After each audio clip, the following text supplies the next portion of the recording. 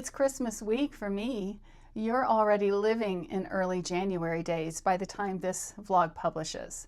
But I'm thinking about them, thinking how I want to feel and act in them.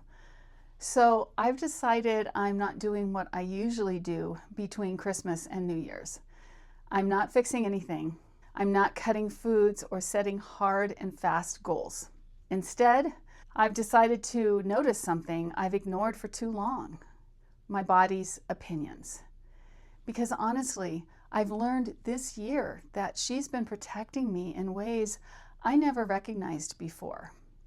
It's out of the ordinary, I know, and I'm nervous about it, but I'm going to listen to her instead of overriding her this week.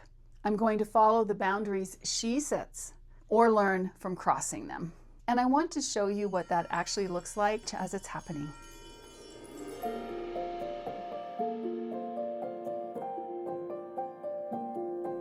Here's the weird part. It's Christmas week and I am calm. I have no lingering worries about the New Year's push to health. Something big shifted when I broke through the long plateau last week, what I'm calling the base camp method. That vlog's link is above. I stopped calling the plateau failure and started calling it rest. Now I'm back to my regular eating practice, approaching it with peace, real peace. But it's Christmas week. A family gathering, a friends gathering, holiday meals, and Christmas is on Thursday. So shouldn't I be panicking? You think so? Yeah, I probably should. But this calm I'm feeling right now going into Christmas week, it's so new. It's almost disturbing. I feel vulnerable. I want this peace to last, but it is Christmas week. Is that even possible? The foods are everywhere. Special foods, foods that only come during this holiday season. Any other time of the year, I can live my belief that nothing tastes as good as healthy feels. But during Christmas week, that's going to be tough. Plus, I'm making and bringing Aebleskiver to Thursday's gathering. In the past, I'd spiral after feasts like this. And here's my biggest tension. My eating practice refuses food restrictions, yet I want to keep losing weight. Does that mean I let down my guard? Open all the gates wide? That image scares me. Yet my butterfly doesn't rush me. She flutters through my fears and nudges my old patterns. What if your nerves aren't telling you to restrict harder, but to protect yourself differently? Curious little butterfly, but I listened. And when I did, I built a better fence. Because you see, in the past, I've completed many weight loss programs, food limitation lists. You know, what can your body tolerate? What are your no-go foods, your go foods, your maybe foods? But that no-go list, usually a page or more long in diet program rules. And that was the restriction that my butterfly this week was daring me to replace with something different. The fence that I built with my eating practice needed shoring up in order to face this treacherous week. Back in mid-August, when I started this eating practice, it was like I was planting a wild garden. Minimal interference, just clear the debris, planted good seeds, watered it, and it grew. I've released nearly 18 pounds to this point, and I'm walking more and better than ever. But I didn't build a fence around that garden. Now the critters have shown up, not actual critters, temptations, stress eating, holiday treats, the voice that just this once won't matter. They were always there. I just hadn't protected what I was growing yet. So this week, it's time I build a garden fence. not to trap me inside, not to keep joy out, but to mark the boundary, the perimeter between what I'm cultivating, my health, my energy, my calm, and that which would trample me if I let it wander through unchecked. A garden fence says, this space is precious. What grows here matters. And I'm protecting it with a boundary, not punishing it with restriction. So I created what I'm calling a food boundary list, worksheet actually. It's where I can list foods that my body has asked me to set a fence around so that she can operate optimally, release excess fat, and build energy and joy. Plus the food she really wants and wants me to eat more often. And this isn't a food limitation list or a judgment list. It's a body protection list. And if you download the free copy available below, your list will be your list. It won't look like mine. Mine is mine. This list serves all types of bodies. Let me show you how it works.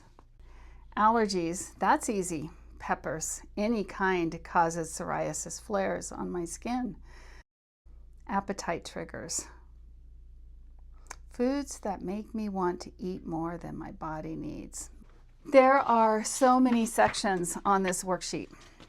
Once I have completed this, I will have built a good fence around what serves me and what doesn't. And here's the key difference. This is a fence. It's not a wall. A concrete wall, impenetrable. Not much gets in, not much gets out. It creates deprivation, cravings, that when this is over, I'll finally be able to eat everything mentality. A concrete wall is every diet I've ever been on. No white potatoes, period. But a fence protects the garden while letting wind blow through. Light gets in, you can see the view, and the garden can still grow. A fence lets me say, white potatoes, my body accepts them. They're inside my fence. Seed oils, they cause joint inflammation. Outside my fence. That's protection based on my body's truth. So I had to remind myself this week with my questions about a non-restrictive diet. What is my garden protecting, really? It's protecting my whole self, physical, emotional, spiritual, my energy, my joy, my ability to move and think and create. That's what I'm protecting with a fence, not punishing with a restrictive wall. And with this fence, I don't feel deprived when I can't order Chinese takeout every week. Seed oils that they use don't serve my body. Once in a blue moon? Fine, my fence allows that. Every week? No, not for me. The fence gives me freedom within the boundaries that my body sets.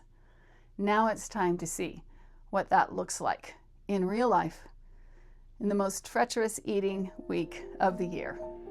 It's Christmas morning. I'm up early and making Aebleskiver, traditional Danish pancakes that my family discovered years ago and wove into our holidays. I had them with eggs and sausage and kraut.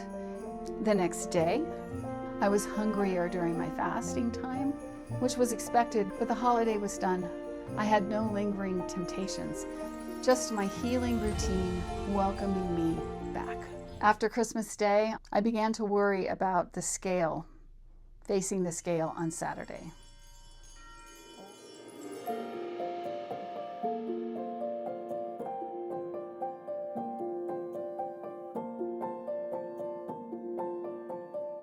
Down 0.4 pounds this week, Christmas week. 2 family gatherings, Aebleskiver, not one fasting day clean because body was hungry thoughts nearly all week, and I was increasingly worried. As the last weigh-in of this year, look at this. For December, a steady decline all month, 4.7 pounds lost. And by the way, these screenshots are from my app, Happy Scale. I adore this app because it takes all the distortion out of weight loss and lets me see simply how I'm really performing, good or bad. Russ, the developer, made Happy Scale and it helped him lose over 100 pounds. More about the app in the link below. The exciting part of this week's results is that this is the last weigh-in of 2025. Now, instead of with 0 pounds lost or what I feared, many more pounds regained, I'm finishing strong with 18.2 pounds released in total. Fences protect what matters. Walls keep us trapped. I'm choosing fences. I'm choosing the boundaries that my body designs. And I'm walking now into the new year calmer, clearer, and more trusting than I have ever been. If you're ready to build your own boundary food fence, the one your body's been quietly, persistently pointing you towards, the free worksheet I created is linked below. Download it and devour it with curiosity, compassion, with your whole heart. This worksheet helped me close out this year with real momentum going into 2026, and I truly, truly believe it can help you move confidently into the realm of food freedom and into the luscious, life-giving garden you actually want to grow too. Thanks for spending a little of your time with me today. I'm sending you a little extra warmth as you continue on your first few days of 2026.